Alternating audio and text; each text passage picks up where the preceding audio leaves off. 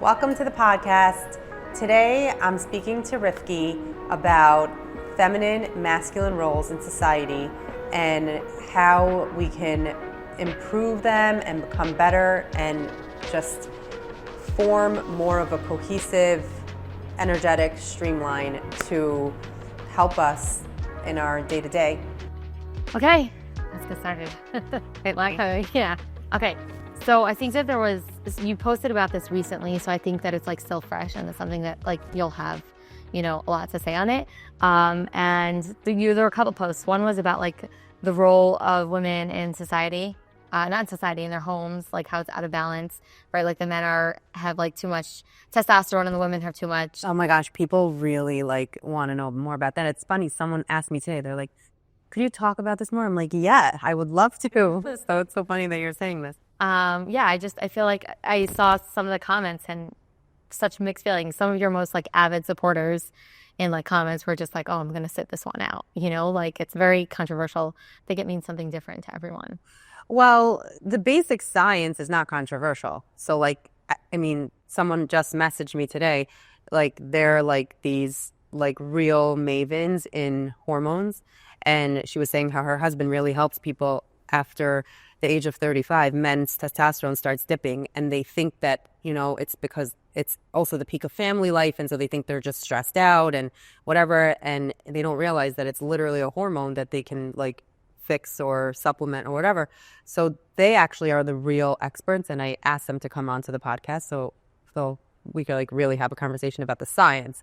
But when it comes to like just the female role, let's take out hormones. We don't need to talk about like estrogen or any of that, 'cause I don't really know that stuff. But if we talk about just the female role versus the male role and the energies that we both naturally embody, like a woman, a girl comes to this world to be. Like that's the role of a girl. Naturally, we just have to be. We don't have to do. We have to be. And by our energy, by our feminine female energy, we exude everything that we need to do. And that's it. A man came down to this world to do. That's a man's role. That's what his role was since the time of Adam and Chava. He has to do. He has to work. He has to work the field, like he has to bring in the money. He has to provide. He has to protect. That is a masculine role. Of course, we both have dips of the other, but there's 70-80% of a primary role that we have to embody. And when we go over to the other side, it debalances everything. And then nobody can thrive because it's out of balance, it's out of whack. And the energies right now in the whole world are out of whack. Mm-hmm. There's way too much masculine and very little feminine. And people don't want to put any emphasis on feminine energy because it seems boring and it seems so weak. Well, I think people don't even know what it is. They don't know what it is, but it really is the force. It's the sun and the moon. The woman is the moon. We need the moon. The moon energizes. The moon is literally a magnet, and it puts out these. Why do you think they call people lunatics? Because during the full moon, people become loony because they magnetize to the moon and they sense it, and all their hormones go out of balance. That's why the word Luna is in it, because the moon is so powerful and it has such a magnetic energy, and it stabilizes the whole world. So we need female energy in the world, right?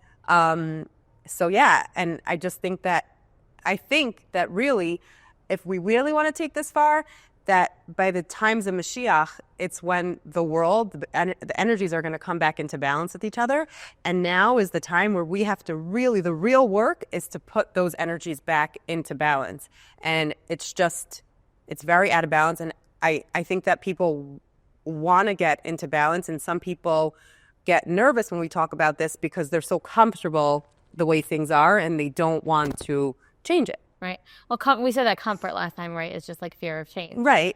It's like a notion is really nice. The concept is really nice, but practically, right? I think this is what most people say. Okay, that's a very nice idea. Right. Yeah. So the whole thing with the learning, like this whole world that we live in, where the man in our Jewish society, where the man learns, and that as beautiful as it is, that's also the infiltration of masculine versus feminine. Yeah. Because all of a sudden now we have the woman doing everything. She takes care of the kids. She also makes supper. She also works, brings in the money, and he learns. It's a beautiful thing to learn. How I wish we could all learn all day long, but that's an uneven distribution of energies in the home. Yeah. So it doesn't work, and it's not natural, and it's not okay, because no matter what, the woman can't do everything, and the man doesn't want to do nothing. Right. It also doesn't work. A man wants to be a man, Right. and we're not letting them be men, because if the woman's like, well, you know what, I could do it all. I don't need you. You're taking too long. You're taking too slow. Whatever. I'll just do it. And then the man's like, okay, whatever. If I'm this invalid, then like I guess I'll just do that. Like, so practically, how do we make the shift? I think that It's so baked into society now. It's like so the baked into society. So It's baked. so when I got married, we'll take it back. I grew up with a single mother, so men were bad, and women can do it all, and like women have to do it all, and don't ever rely on a man. Go to college, get a degree, support yourself for a rainy day, no matter what. Like, all those things were ingrained in me from very young.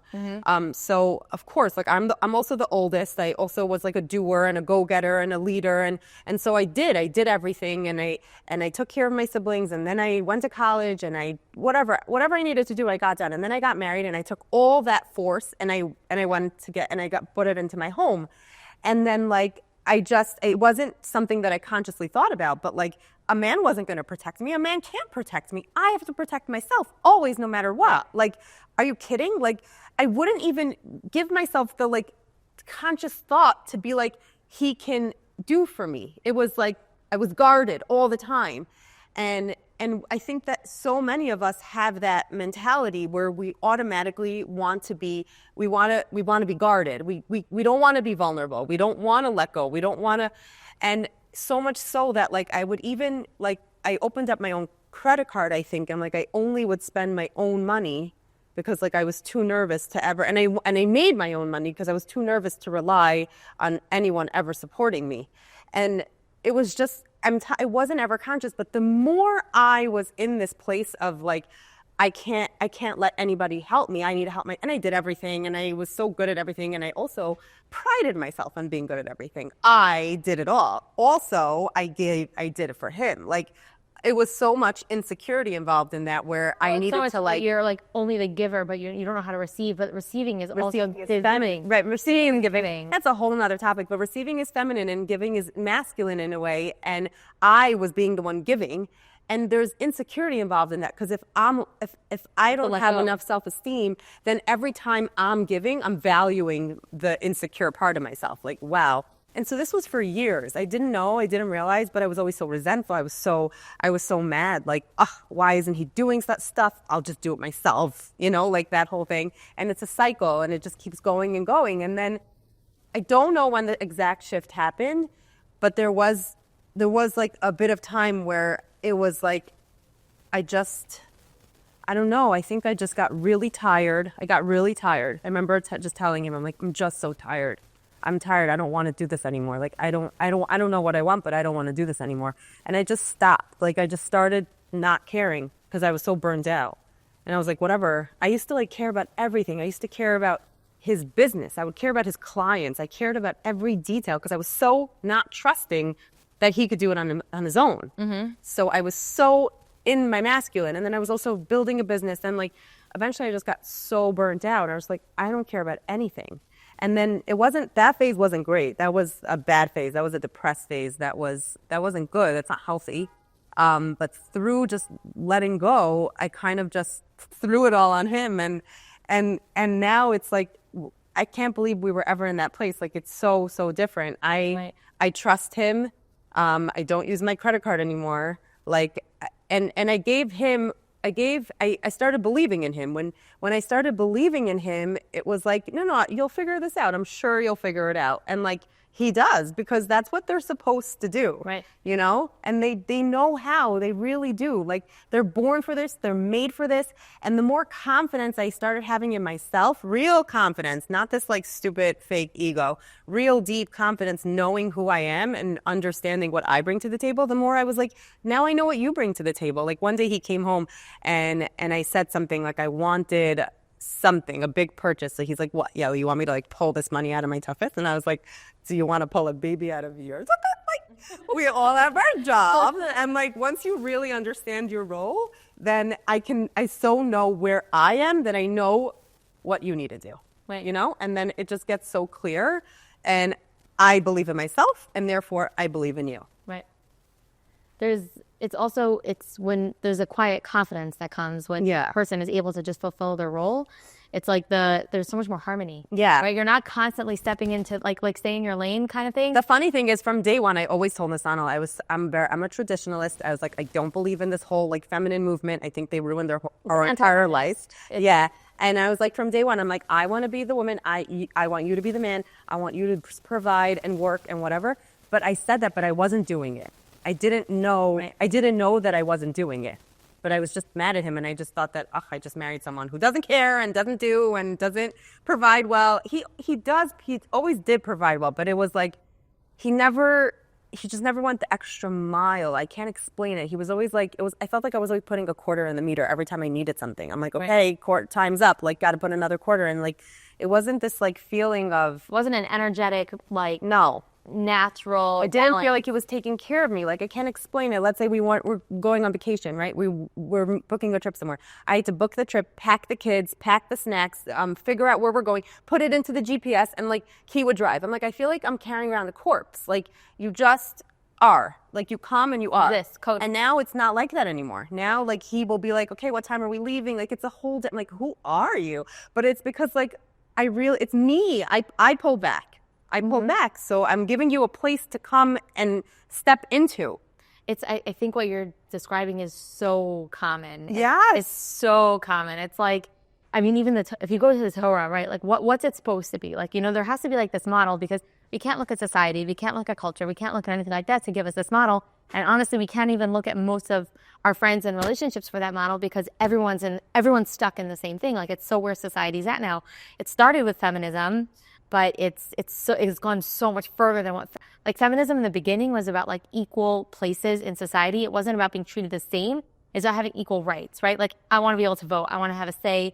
If I want to work, I want to be able to do that. Like, that happened. That's okay. Right. That happened. And like, I think that's not a bad thing. If you look at Jewish women, like in the Torah, they always had, it's equal but different. It's meaning you have the same value. Right. Your values are different. You're human. You're human, and what you can contribute to society, you're not limited by your gender, let's say. Right. But you are but there is natural like. And now it turns into this whole insane feminine movement, and then on the other side of the coin there's this disgusting red pill movement. Right. So it's both full ego. There's nothing real, and that's not what a woman is, and that's not what a man is. Nope. No. And when we started, it's the Satan. When we started learning about this, me and Nasano together, Nasano was so inspired, and he was like, "Oh my gosh, Yaeli, let's work on it. The collective we." And I was like, "Okay." I'm like, by you saying that, that's literally like us. Like, imagine like we're in a canoe and I've been paddling for years. We're paddling down this river. And then like you're sitting in the back and you're like chilling and my hands are killing me. And then you're like, Yaeli, let's work on it. So then like I put down my paddles and then like, okay, like we're coasting, but like we might fall down a waterfall. I'm like, you need to pick up the paddles for me to put down my paddles. Yeah. I can't just put them down. That I'm too scared to do that. Right. You know, I happen to have done that because my hands were so tired, but most people don't want to do that. Right. It's too scary. And they're just, I didn't care at that point if I fell down a waterfall. I was like, I don't care. It's too much. Right. But yeah, girls are scared. They want to be safe. They want to take care of their kids. They want. Right. I think that's ultimately comes from that need to feel secure and cared for. And, you know, like you leave your home and it's like you're stepping outside of I mean, if depending on your circumstances, but let's say you step outside of a place where you feel safe and cared for into like a totally new existence. And then it's just like, it's very scary to totally just depend on someone else. And your parents hopefully are providing for you. It's not even depending. I think the step number one, people don't even go to dependence. It's survival. Right. Women just want to survive. They want to give, and then a lot of people don't know how to be vulnerable, and they're too scared. But vulnerability it's a real fear. So I'm going to shut myself down and I'll just do whatever I need to do. And there's no space for you to come in and help me. And men want to come. They want to help. They want to provide. They want to shine. That's how they shine. But they're not given a chance. Right. And then the men that, I don't want to just say that it's only the women. So there's also the men's problem that they're not doing stuff. And a lot of them don't want to, and they're very happy to just marry a girl and live on her father's money. I don't know. And like, just or hers. coast. Yes. Right. I'm saying like, it's just, it doesn't work, period. Right. I think there's two issues that come into play. I think you either have like this, like you were saying, the red pill, you either have like the very like, not weak men, but in the sense that like they just don't know their place. So they have the ability to give more but they kind of just like disappear and like step back. And then you have the ones that overcompensate with their ego.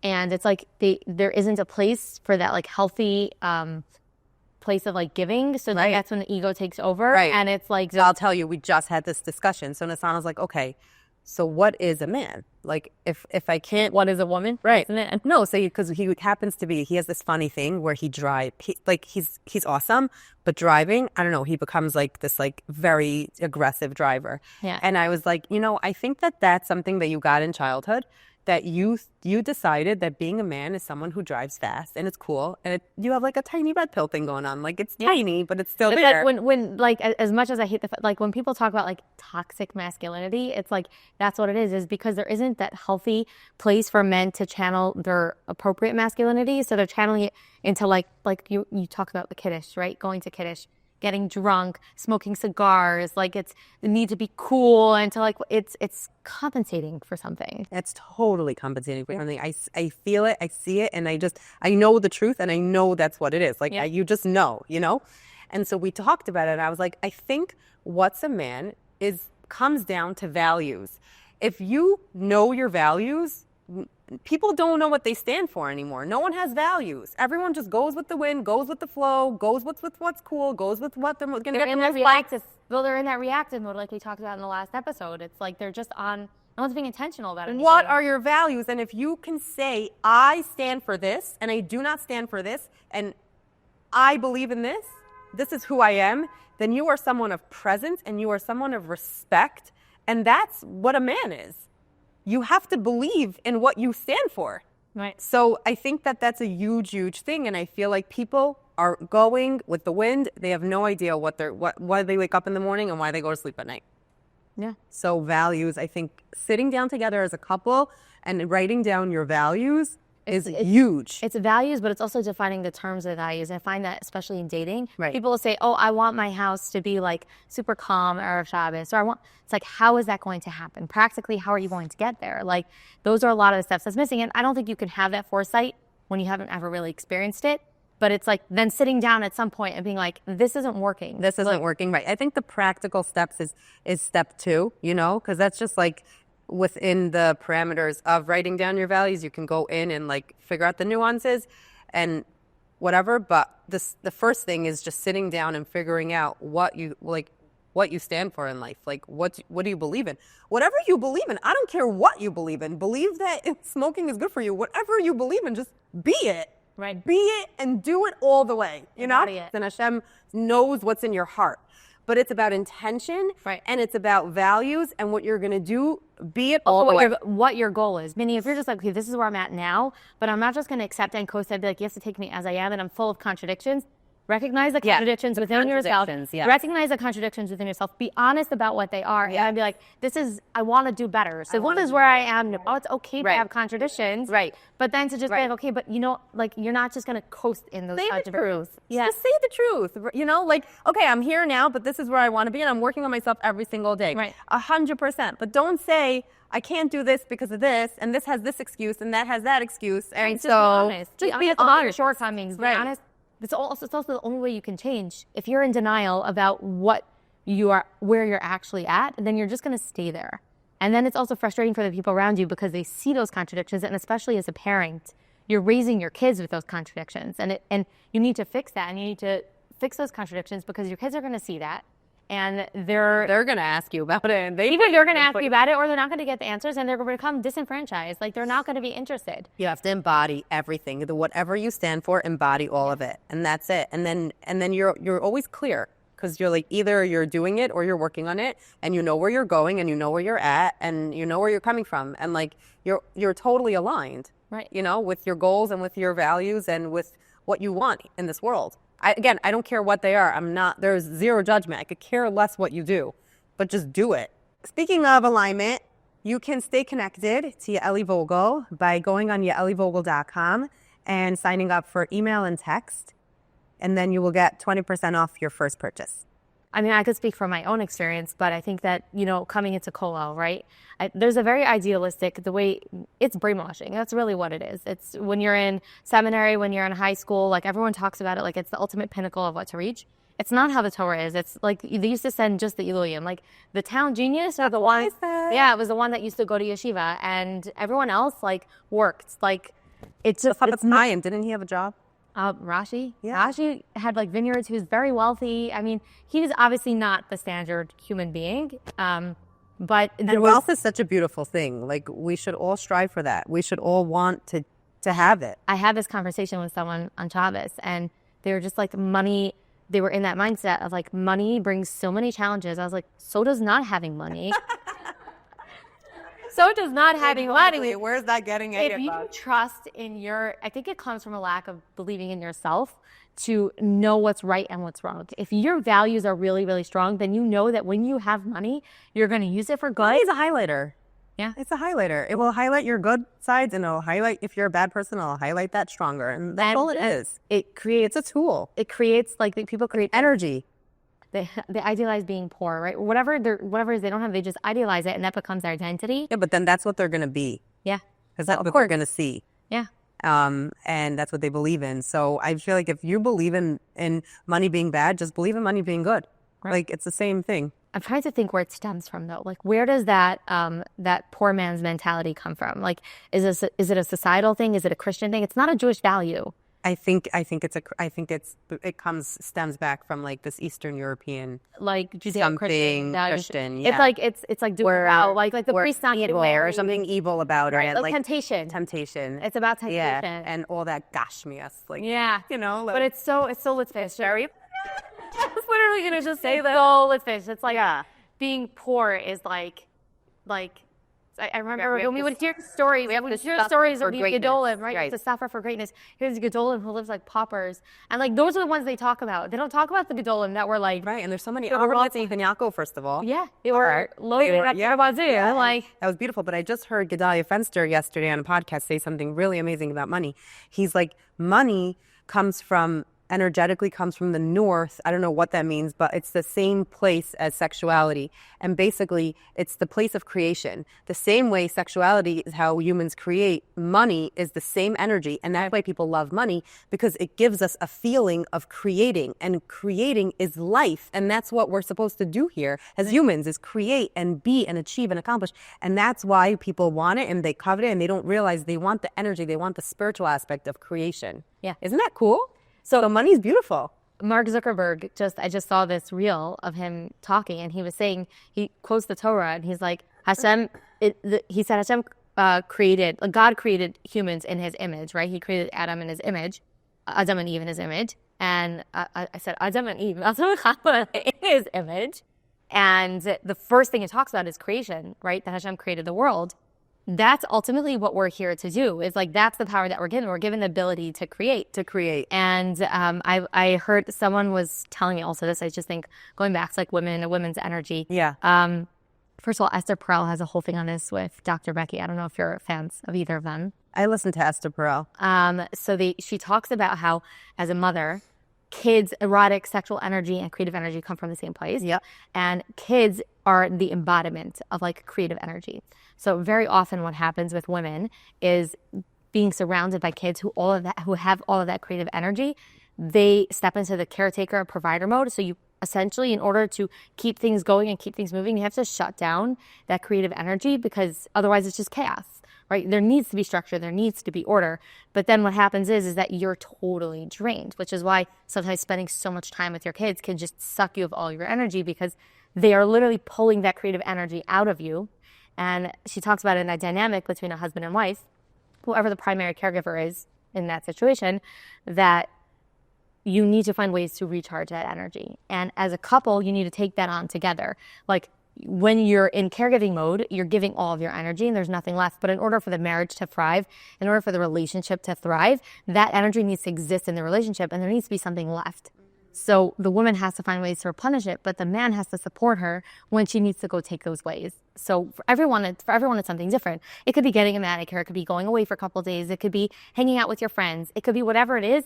But as a couple, they need to work on that. Yeah, it's funny. I saw this hilarious. Did you see that hilarious clip from this comedian? He's like, how come women, every time they're away, they need to plan their next vacation? It's like, we're going here. We're going here. We're going here. It's like, we're going. They're always going. Then now just being, but it's true, because women need that.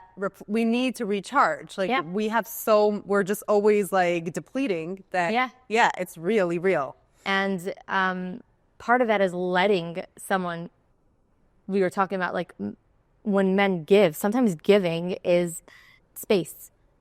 Someone told me this once, that the sixth love language is actually space. And it's creating space for the person to replenish, rejuvenate, and that's so that they can come back and then, like, continue to give. Right. And for everyone, it's something different. But I think it's really important. And then there was another thing that I was connecting this to. So we were talking about postpartum depression. So essentially, what it is at an energetic level for women is, for 9 months, you're in the mode of creating life, which is the highest level of achievement that you can ever create.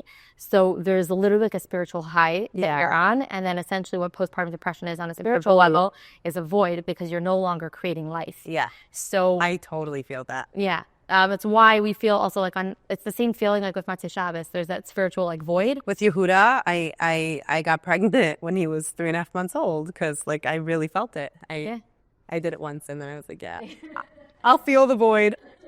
So my friend was telling me, I had a friend that struggled with postpartum depression, and she was saying how she was trying to figure it out. She didn't want to do the whole antidepressants thing again. She didn't want to do all that. Like, she had postpartum psychosis, and was just really scary. And it was also combined with COVID and a bunch of other stuff that's going on. And I think she was talking to a rabbi, and he said that you need to be creating. Start while you're pregnant. Find an outlet that you're actually creating, and that will prevent you from getting postpartum depression. So she took up art lessons, photography. So just finding ways that she could be creative, because it counteracts that lack, that void of creation. Right. Which I just thought was so interesting. But it's something that's inherently part of being female, which is also why when birth control, right? One of the things you're doing is you're stopping that energy of creation. Don't get me started.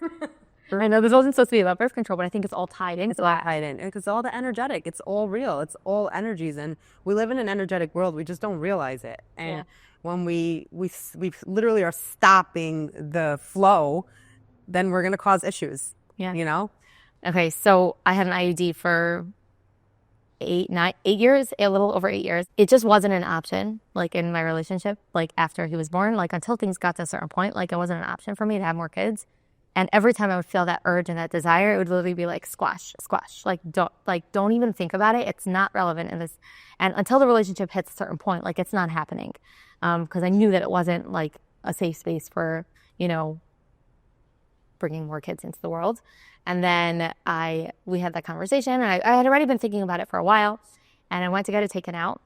And I just thought it was going to be like a medical procedure. Like, I was just going to be like, fine, they're going to take it out, and like, I'll just go right back to work, no problem. So I had my appointment in the morning, and they take it out, and I get into my car, and I can't even describe the sensation. First of all, when they took it out, there was literally an energy release. It was like a plug. I felt like my body was being plugged, and I wasn't even aware of it, because it was like that for so long.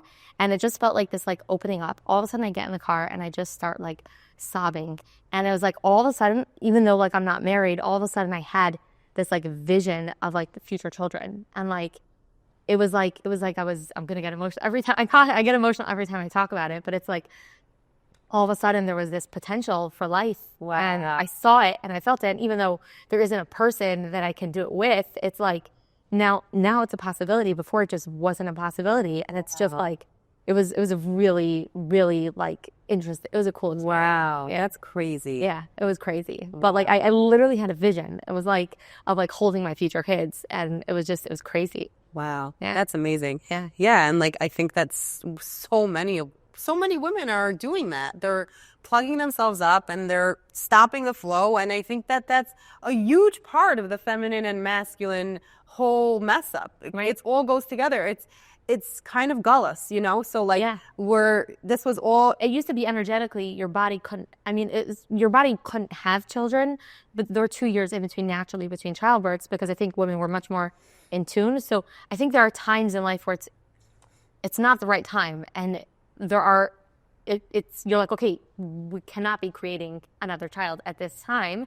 But then there are other alternatives. There are alternatives, and we can't just take things on point blank. Like, oh, doctor said I have to do A, so I'm doing A. Like, you can also look into option F. Like, right. There's more choices, and we have to be smart, and we have to realize that when we put these things into our bodies, it doesn't matter if it's birth control, the pill, the pad, it's a foreign object, the ring, literally in your body, or the IUD, because people don't realize it causes inflammation all around that area, which right. also travels to other parts of the body. Whatever, it's all bad. It's all synthetic, like not real bad things for us that we're putting into our bodies that are stopping the beautiful, natural, female energetic flow. Yeah. And we have to be way more vigilant with who we are. And we have to be able to realize that, you know, we come first and then our families come first. And if we want a good flow in the home, we have to be in a good flow. Yeah. I think that it's also when things are, very often people decide not to have kids because of something that's going on. Sometimes it's just you need a break, and sometimes because there's things that are going on. And I think that the fact that it exists is a good thing, because there are times where it's just you're not in the headspace to. A lot of the alternative methods require you being very, very intentional and conscious and being constantly aware of it. And if someone's in survival mode or in a chaotic headspace where they're not going to be able to do that, then I think that there's a place for it. Okay, so you could give it to literally the 1%. It should be like the most vaulted medication that's only given in extreme situations. Right. If so.